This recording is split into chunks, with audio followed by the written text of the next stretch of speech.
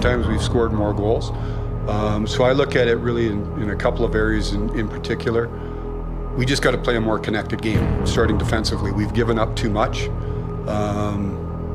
and that's on our whole group, from our goaltending right through our whole group. We've given up too much defensively.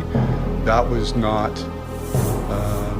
wasn't this team last year, right? So we've given up too much defensively. We're not playing connected. Brad Treliving just did exactly what Toronto feared. The Maple Leafs are falling fast, the pressure is rising, and the signs are now hard to ignore. Their problems are showing in every part of the ice. The team keeps slipping, the roster stays the same, and the losses keep adding up. Toronto hoped this would not happen again, but now the warning signs are everywhere. The Maple Leafs entered this season with big hopes. They had a strong core, a clear plan, and a front office that promised stability. But as the season pushed forward, the team's weaknesses grew. They fell into long stretches of poor results. They lost battles in key moments. They struggled to keep leads. The pattern has become a major concern. One example of this slide came in a 5-2 loss to Montreal. The Leafs gave up goals from the blue line, lost key second-period battles, and showed major issues in their own zone. Losses like that did not happen once. They came again and again. Even when the team scored, they gave the momentum away. That is a sign of a team losing control. Brad Treliving took responsibility for the slow start earlier in the season. He said the team needed to be better. He said the group needed more urgency. He said the roster needed to push harder. But after many more losses, one big thing stands out. The roster still looks the same. Fans and analysts expected a move during the long stretch of poor results. They expected depth help. They expected a defensive fix. They expected something that would change the slide. No move came. The Leafs stayed with the same lineup, even as the problems grew. Treliving's past also adds to the tension. In Calgary, the teams he built often struggled when star players were out. Depth became an issue. Contract talks were slow. Roster moves came late, long after the problems began. Those patterns frustrated many people before he left. Now, in Toronto, the same concerns are coming back. The team has fought through injuries. The depth has been tested, but no major roster change has arrived. That delay is drawing more attention each week. Auston Matthews missed games earlier this season with a lower body injury. Without him, the Leafs struggled to score at key times. They could not keep up with faster teams. They lost important shifts. When a team relies heavily on a few stars, their absence shows how thin the lineup really is. Toronto felt that gap again this year. The defensive problems have been steady. Toronto gives up too many high-danger chances. They lose battles behind the net. They allow rebounds. Opponents control long stretches in the Leafs zone. These issues appeared in the Montreal game. They appeared in other losses too. Even strong goaltending cannot solve this pattern alone. Coach Craig Berube called one recent performance inexcusable. He said the team lacked urgency. When the coach uses words like that, people expect a serious response from the general manager. But the roster stayed the same. The line stayed the same. The weak points stayed the same. Veteran players in the locker room have also spoken during the slump. They said the team needed to be sharper. They said the mistakes could not continue. But saying it and fixing it are two different things. Without roster support, the same players carry heavy minutes and heavy pressure. That adds to fatigue. Fatigue adds to mistakes. The team has also had trouble with special teams. The power play has slipped at key times. The penalty kill has struggled. These areas normally require strong depth, reliable role players, and clear structure. Without enough depth, special teams become easy targets for opponents. Toronto is now at a point where a strong move could change direction. A roster shakeup could stabilize the team. A defensive addition could patch the biggest hole. A depth move could ease the pressure on the stars. But every day without a change only adds to the tension. The Leafs must regain stability soon. Their season depends on it. The pressure around Brad Treliving stands at the center of everything now. The team is falling. The fans are watching. And every game from here forward carries weight. The next decision from the front office may decide how far this slide goes, or whether it finally ends. And the results are now showing on the ice. The Maple Leafs have lost 7 of their last 8 games. Their structure is breaking down, and there has still been no meaningful roster move to fix the slide. Toronto hoped the mistakes from his past would not follow him here, but now they are becoming impossible to ignore. The Maple Leafs entered this season with high expectations. They had a veteran roster, an established core, and a front office built to push them deeper in the playoffs. But the recent stretch has exposed something deeper. The team is slipping fast, and the general manager has not taken the steps many expected during this downturn. The Leafs their 7th loss in 8 games. During a stretch like this, many teams make adjustments, but Toronto has waited, and that delay has become a major focal point. Brad Treliving arrived after his time in Calgary, where similar patterns existed. In Calgary, the roster saw players leave, contract talks stalled, and depth became a repeated concern. Those issues followed him through multiple seasons, and now the Leafs are showing signs of the same challenges. A new tension formed when no changes were made even as the losses stacked up. The Leafs continued with the same combinations, the same issues in the defensive zone, and the same struggles with pressure. The expectation was that the front office would react quickly, but the reaction has been slower than many predicted. The roster construction is under more attention than ever. Toronto relies heavily on a few star players, which mirrors past blueprints used in Calgary. When injuries appear or when production dips, the team's depth is tested. Right now, that depth is being tested heavily, and the results show a gap that has not been filled. A rehook becomes clear. The Leafs' identity now depends on solving problems that have not been solved yet, and those problems are growing while the team tries for body injury and still does not have a set return date. The team continues sliding. The pattern of losing has alarmed many observers, and the stability of the core group has been questioned more than once this month. In Calgary, during Treliving's tenure, similar struggles happened. When star players were unavailable, the team lacked enough depth to compete at the same level. Roster changes came late, and contract decisions were delayed. That timeline frustrated the organization before he left. Now in Toronto, the timing of decisions is being watched closely. The Maple Leafs have not made a major roster adjustment during one of their worst stretches of the season.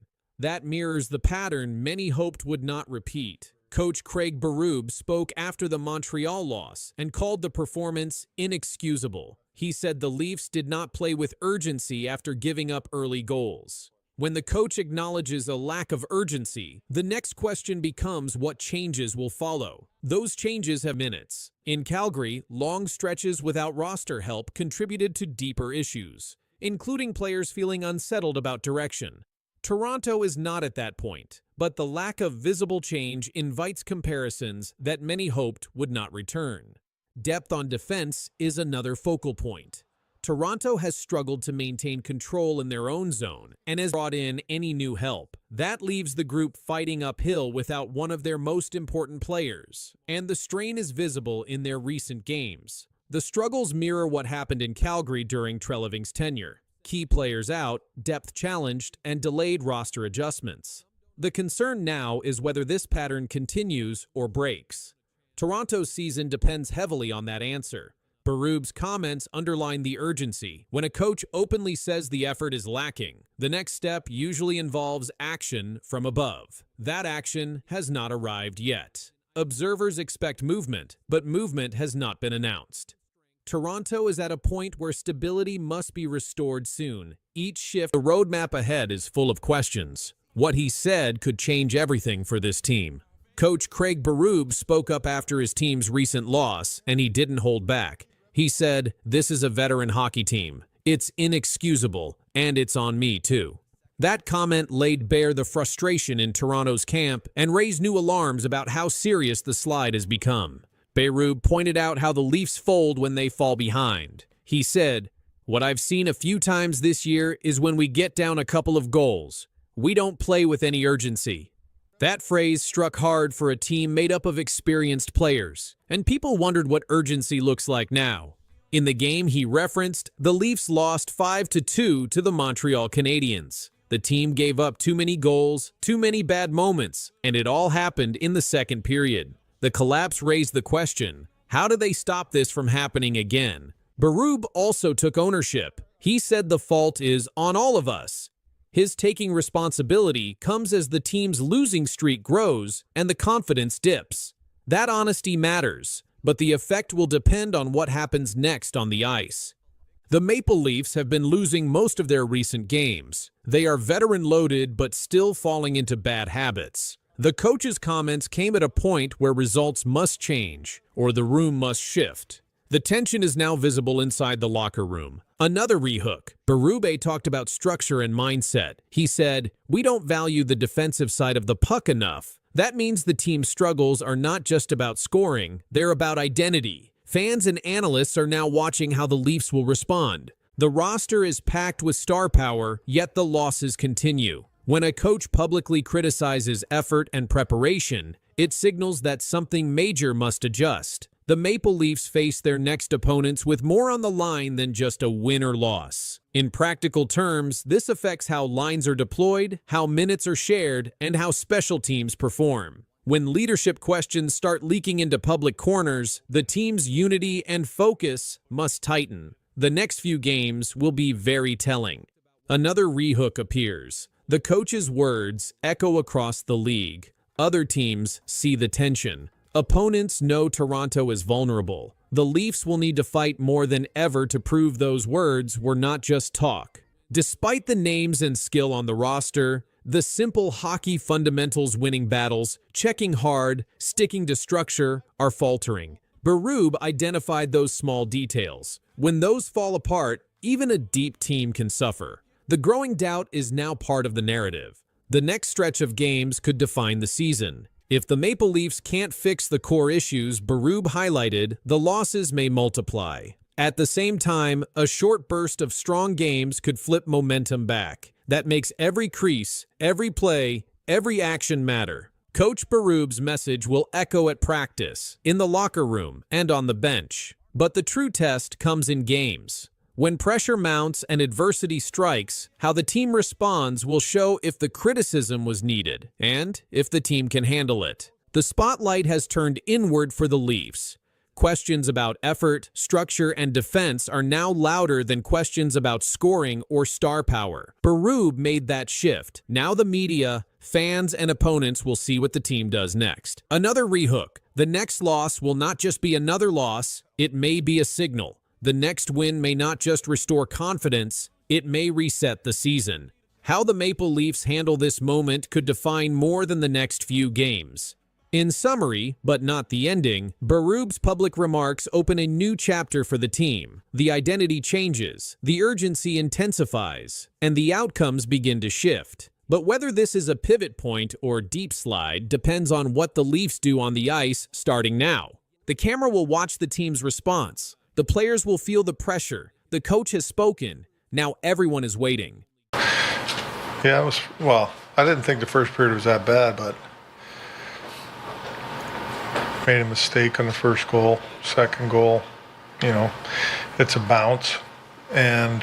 But what upsets me is we come out in the second period down 2-0. You think we're going to make a push, and we didn't. Craig Berube didn't talk about the win. He talked about what went wrong. He said the Maple Leafs aren't playing the way they should. What he said after the game left people wondering how the team will respond. Craig Berube is the coach of the Toronto Maple Leafs. He is known for being tough. He wants his players to work hard all the time. But lately, he's not happy with the team. He says the players are not giving full effort. He says they do not play strong hockey for the whole game. In interviews, Berube said, "It's got to be better." That's the bottom line. He was talking about how the team played. He says they start strong, then stop playing hard. Or they play bad in the beginning and try to fix it later. He does not like that. He wants them to play hard every minute. He told the media, "We still haven't found that elusive consistency. This means the team is not steady. Some games are good, some games are not." Berube does not think that's okay. He says a team like the Maple Leafs should play their best every time. Berube also got upset during a game. In the locker room, he yelled at the players. One player said, "Chief came in and said a few things. You can use your imagination for that." That shows how serious he was. He was very upset with how they were playing. Some players agreed with him. William Nylander said the team's effort was terrible and unacceptable. Morgan Reilly said they played their worst hockey in a long time. Even the players knew they had to be better. Berube also made changes to the team. He benched a player named Matthias Michelli. That means he didn't let him play. He said, "I thought he could give us more." After the player returned and played better, Berube said he was competitive all over the ice. These words and moves show that Berube is not afraid to speak out. He wants his team to do their job. He wants them to be serious. He wants them to win, but only if they play the right way. Berube doesn't just talk to the media. He shows what he means with his action. When he thinks a player is not working hard, he will take them out of the lineup. That sends a message to the rest of the team. He wants them to know that every shift matters. When Berube talks about effort, he talks about the full game. He says his team has not played a full 60 minutes. That means they may play well in the first period, but then stop pushing in the second or third. Berube says that is not good enough. He wants hard work from the first minute to the last. The Maple Leafs have good players. Their record shows they can win games, but Berube says winning is not the only goal. He wants the team to play with heart. He wants them to battle for the puck. He wants them to skate hard, block shots, and defend. He says without that, the wins will not last. Berube's coaching style is not quiet. It's direct. It's loud when needed. He does not hide what he thinks, and he doesn't give easy praise. When players work hard, he tells them. When they don't, he tells them that too. Fans have seen the coach get mad during games. They have heard his strong words after losses, but what matters most is how the team responds. Some players have agreed with him. Some may feel pressure, but Berube keeps saying the same thing. They must be better. Every game matters in the NHL. Berube wants the Leafs to play with energy, not just skill. He wants them to be strong from start to finish, and he will keep pushing them until they do. 3 years ago, the Montreal Canadiens were the worst team in hockey, dead last.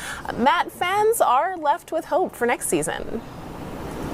Yeah, of course, Maya. As difficult as this loss is, this elimination is for Habs fans, there is a lot to look forward to, and that's because the Montreal Canadiens are considered to be a young team in the NHL. Trying to swoop in front, plays it in front of the net. Nick Waugh scores! Waugh has scored in overtime, and this series is tied. Back to Matheson. Pedersen knocked him down. Just going to get away with it, too. Pedersen attacking from the side. He scores! Oh, man. No. A complete embarrassment. Today, they're one of the most exciting teams in the NHL. Frankie, you cover this team very closely on TSN's regional broadcasts. From what you've seen, what's the number one reason for this team's incredible start? How did this happen? One man, Kent Hughes. And he had never been a GM before in his life. This is the story of how one man with zero experience outsmarted the entire NHL and saved hockey's most famous team. Let's go back to 2022. The Montreal Canadiens were a disaster. They had just lost more games than any team in the league. Their best players were old or injured. The fans were angry. The future looked dark. The team needed a hero, but who could save them? The Montreal Canadiens have found their new general manager, naming Kent Hughes. The Canadiens made a shocking choice. They hired Kent Hughes, a guy who had never been a general manager before, never worked in an NHL front office. He was just a player agent. People laughed. Sports writers said it was a mistake. Fans were worried. How could someone with no experience fix this broken team? But Kent Hughes had a plan, and it was brilliant. He knew something other teams didn't understand. You don't fix a bad team by trading for expensive stars. You fix it by being smarter than everyone else, by finding hidden gems, by making trades that seem small but change everything. Hughes got to work immediately. While other teams were panicking and making bad trades, he stayed calm. He made a promise to the fans. Trust the process. We're going to build something special. Most people didn't believe him, but Hughes didn't care. He had seen something in the draft that nobody else noticed. He had found players that other teams had ignored, and he was about to prove everyone wrong. This is where Kent Hughes became a legend. First, the draft genius. So there's a little bit of a synergy there at that pick. De l'équipe nationale des États-Unis from the NTDP program, as he walks Lane Hudson. Oh, Lane Hudson.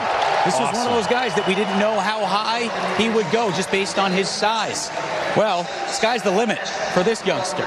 In 2022, Hughes picked Lane Hudson in the second round. Everyone said Hudson was too small to play in the NHL. He'll get crushed, they said. Today, Hudson is one of the best young defensemen in hockey. He just signed a big contract. Hughes found a star where others saw nothing. But that was just the beginning. Hughes drafted Ivan Demidov, a Russian superstar. Experts call him a generational talent, the kind of player you build a championship team around, and Hughes got him. Then came the trades. A big signing in the NHL has a Maritimer on the move. Summerside's Noah Dobson has a new team and a lucrative new contract. The Montreal Canadiens have acquired Dobson from the New York Islanders. Hughes traded for Noah Dobson, an elite defenseman. This move shocked everyone. Dobson instantly became the team's best defender. He plays the most minutes. He runs the power play. He's exactly what the Canadiens needed. The Cole Caulfield contract. Cole Caulfield had an opportunity to sign an 8-year deal. Wow. And he took it. Yeah, he is going to stay with Les Habitants, the Montreal Canadiens. No surprise here for the guy. Remember Cole Caulfield, the small goal scorer everyone doubted? Hughes believed in him. He signed